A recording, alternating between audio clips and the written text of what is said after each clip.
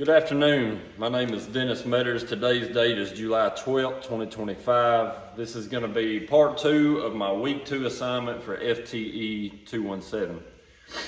For part 2 of this assignment, we used a generator to pick 6 components of the AR platform and discuss and describe their role in the cycle of operations. So I'm going to be using this rifle that we put together for this assignment. So the first thing we're going to do is clear it. See, we have an empty magazine. The weapon pointed in a safe direction. I'm going to pull the bolt to the rear, lock it, and we're going to visually check inside the chamber and physically check that there is no ammunition present, and there also is no ammunition in my workspace. So the first component that I'll be discussing that I got was the trigger. The trigger has a role in the cycle of operation. Its role is in the firing phase. The trigger located here in the rifle, the trigger assembly, that is your trigger. It's a fundamental part of the AR-15's fire control group. It's responsible for initiating the cycle of operations. When the shooter applies rearward pressure on the trigger, it releases a hammer which strikes the firing pin. The firing pin in turn impacts the primer of the chambered cartridge, igniting a powder charge, and that explosion generates the gas pressure required to drive the bullet forward and initiate the subsequent steps in the cycle. Without the trigger's mechanical release of the hammer, the firing sequence cannot begin. Therefore, the trigger plays an active and essential role in the firing phase of the operation cycle. Number 2 is the door hinge. Door, ejection port cover, this guy here. It does not play an active role or any role in the cycle of operations. The door hinge is the pivot point for the ejection port cover, also called the dust cover, which is mounted on the side of the upper receiver. This component allows the cover to open automatically the first time the bolt carrier group moves rearward during firing. While the ejection port cover helps protect the internal components of the rifle from dust and debris when not in use, it does not engage in or influence any of the mechanical steps of the cycle of operations. Number 3 is the forward assist pawl. The forward assist pawl is going to be what's down inside of your forward assist. When you put it together, this piece got a little hook on it. It engages the serrations in the bolt, helping to manually drive that bolt forward if it doesn't go in the battery.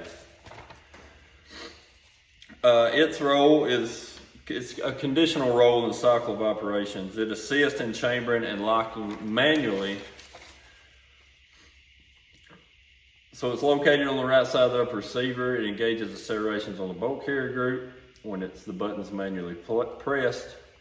Under normal operation, the rifle chambers and locks the bolt in the battery automatically. However, in adverse conditions, the bolt might not fully close. In such cases, the user can press the forward assist and the pawl will apply additional forward force to manually complete the chambering and locking of the bolt. Because it's only used when it's manually engaged, it does not play an active role. It's a backup mechanism used to ensure the completion of chambering and locking phases under stress or malfunction. Number 4 is the bolt catch plunger. It does not have a direct role. It's a small spring-loaded pin that sits behind the bolt catch. So here on the side, your bolt catch, and the pin sits behind that.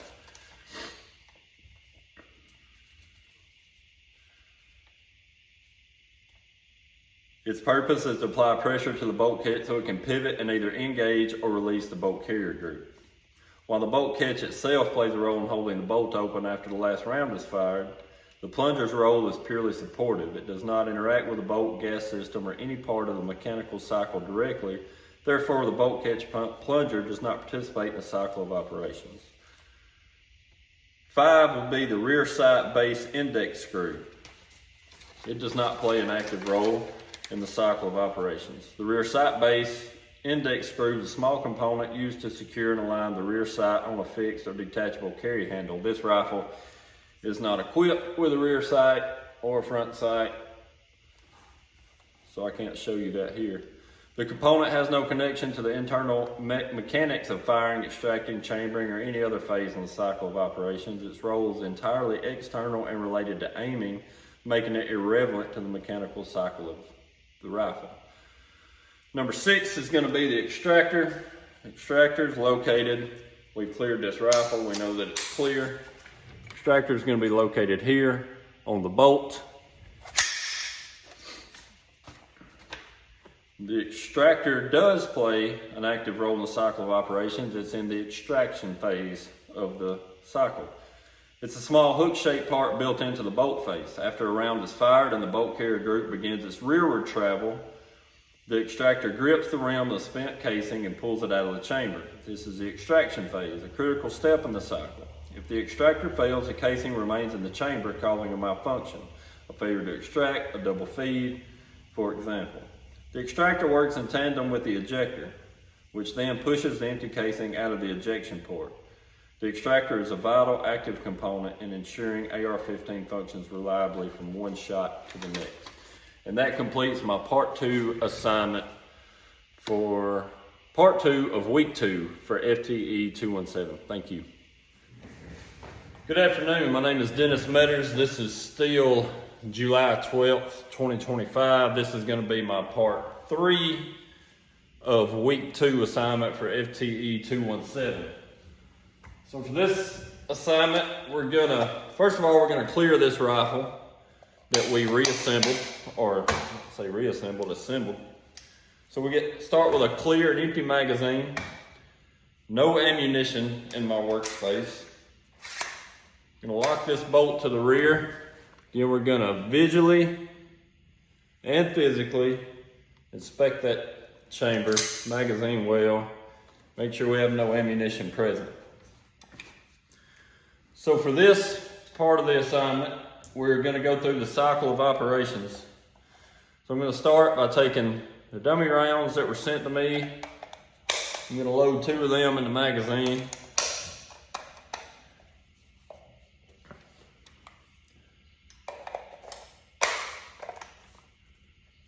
And I'm going to start with feeding. So as you can see, we've got our magazine inserted. You can see the dummy rounds in there.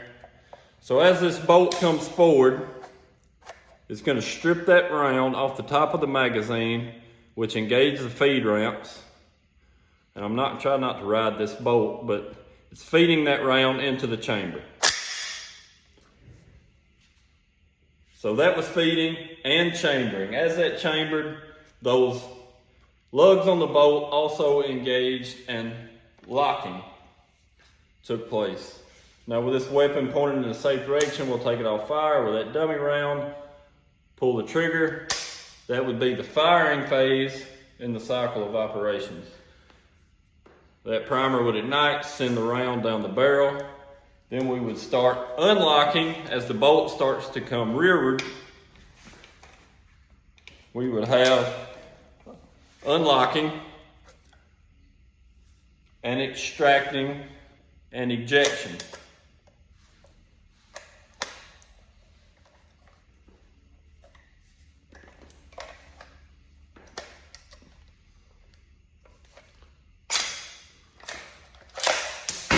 There we go. If I could get a grip on the bolt. As that bolt comes back, it's going to reset that hammer. It's going to recock the hammer, and that'll be the last step, will be the cocking phase. Then as that bolt comes back forward, we'll start that cycle all over again with feeding, chambering, and locking. Then after that round is fired, sorry about that, the cycle starts all over again, and we eject that second round. And that completes my part 3 assignment. Part 3 of my week 2 assignment for FTE 217. Thank you.